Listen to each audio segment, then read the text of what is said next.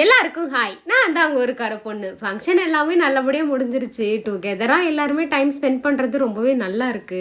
ஒரே வீட்டில இருந்து ஒன்றா சமைச்சு சாப்பிட்றது, ஒன்றா டீ போட்டு குடிக்கிறது, நிறைய கதை பேசுறதுன்னு ரொம்பவே நல்லா போயிட்டு இருந்தது இந்த நாள் எல்லாமே.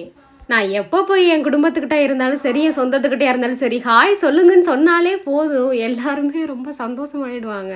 இதில் கஷ்டமான விஷயம் என்ன அப்படின்னா, எல்லாருமே ஒன்றா சேர்ந்து இருந்துட்டு அதுக்கப்புறம் சென்ட் ஆஃப் பண்ணுறது தான் ரொம்பவே கஷ்டம்.